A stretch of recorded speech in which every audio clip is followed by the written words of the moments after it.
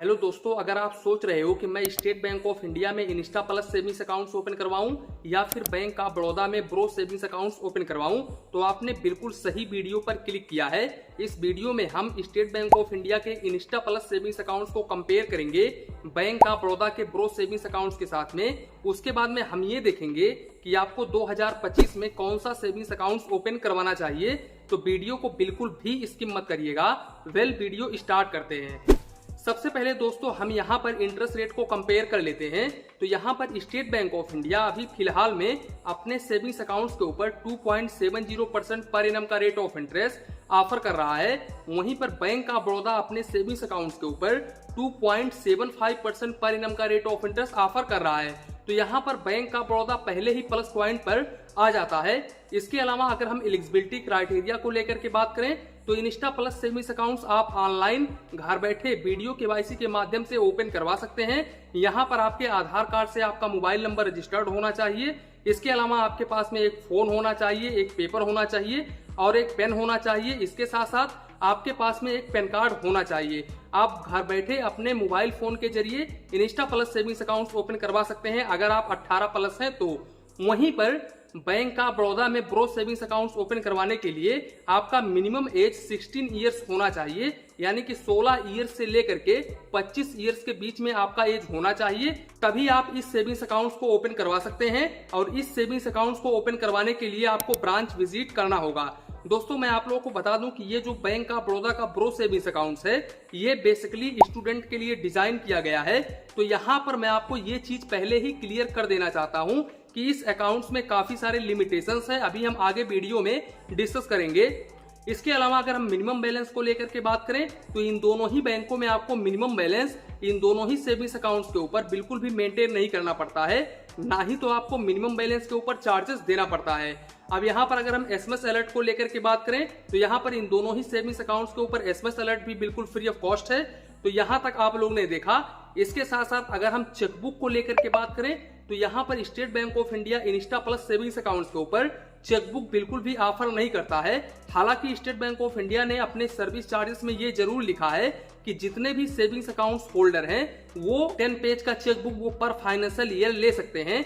लेकिन जब कोई भी कस्टमर्स अपने ब्रांच में जाता है यानी कि होम ब्रांच में जाता है, उसका इंस्टा प्लस सेविंग्स अकाउंट्स होता है और वो स्टेट बैंक ऑफ इंडिया के ब्रांच में जाता है, अपने होम ब्रांच में जाता है चेकबुक लेने के लिए, तो ऐसे कंडीशंस में स्टेट बैंक ऑफ इंडिया के कर्मचारियों का व्यवहार कस्टमर के प्रति बिल्कुल बेकार होता है। वो लोग सीधे बोलते हैं कि आपने ऑनलाइन सेविंग्स अकाउंट्स ओपन करवाया है तो आप ऑनलाइन ही अप्लाई कर लो। तो ये बहुत ही बड़ी गलत बात है। यहाँ पर इस तरह से स्टेट बैंक ऑफ इंडिया के कर्मचारियों को नहीं बोलना चाहिए। मेरे पास में काफी सारे लोगों का कमेंट आता है। इसके साथ साथ अगर हम बैंक ऑफ बड़ौदा को लेकर के बात करें तो यहाँ पर ब्रो सेविंग्स अकाउंट्स के ऊपर चेकबुक आप अनलिमिटेड ले सकते हैं। हालांकि आपका जो एज है वो 18 प्लस होता है तब, यानी कि जब आपका एज 18 प्लस हो जाता है तभी आप अनलिमिटेड चेकबुक ले सकते हैं। 18 प्लस जब तक आपका एज नहीं होता है तब तक आप इस अकाउंट्स के ऊपर चेकबुक नहीं ले सकते हैं। इसके अलावा यहाँ पर इंस्टा प्लस सेविंग्स अकाउंट्स के ऊपर आपको रुपए यानी कि यहाँ पर क्लासिक रुपए डेबिट कार्ड देखने को मिल जाता है और इस डेबिट कार्ड की एनुअल फीस 200 रुपए प्लस जीएसटी होती है।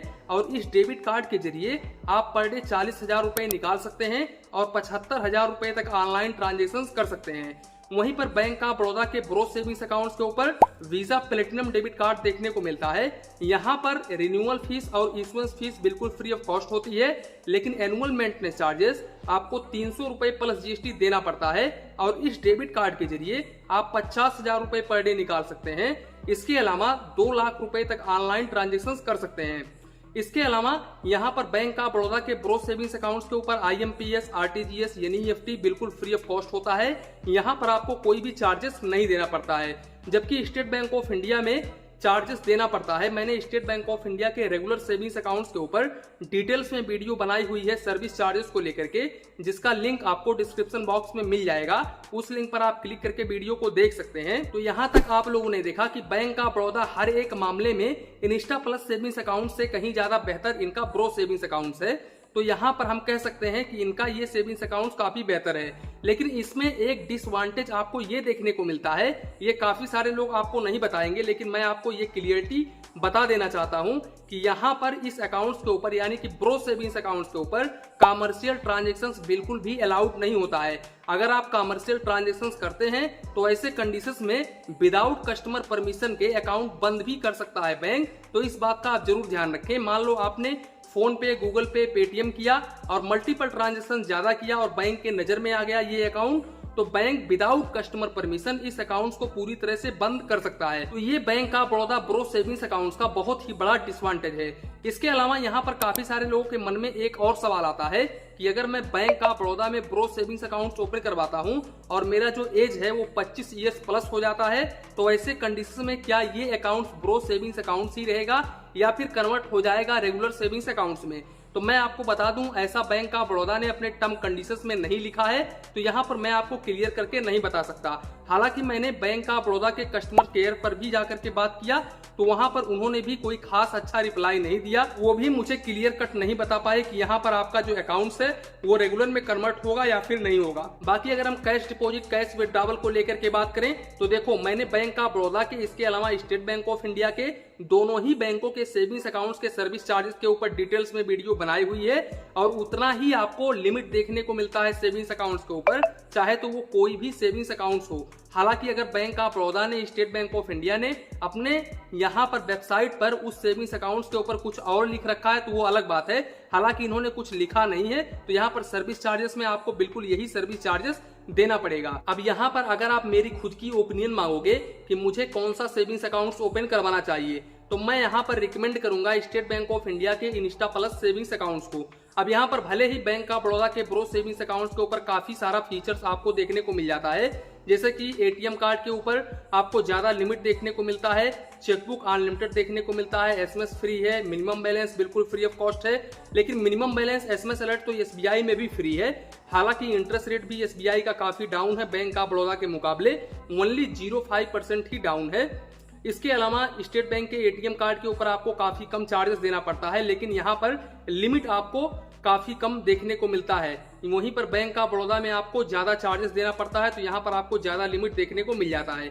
लेकिन ये इनका ये डिसवांटेज है कि यहाँ पर आप कमर्शियल ट्रांजैक्शंस बिल्कुल भी नहीं कर सकते हैं। अगर कमर्शियल ट्रांजैक्शंस करते हैं तो ऐसे कंडीशंस में बैंक के नजर में आते ही ये अकाउंट पूरी तरह से बंद हो जाएगा और आपका पूरा का पूरा अमाउंट भी फंस सकता है। और इसके अलावा आप अगर ब्रांच में जाओगे तो वहां पर भी ज्यादा रिस्पांस देखने को नहीं मिलेगा, तो काफी सारी समस्याओं को फेस करना पड़ेगा आपको।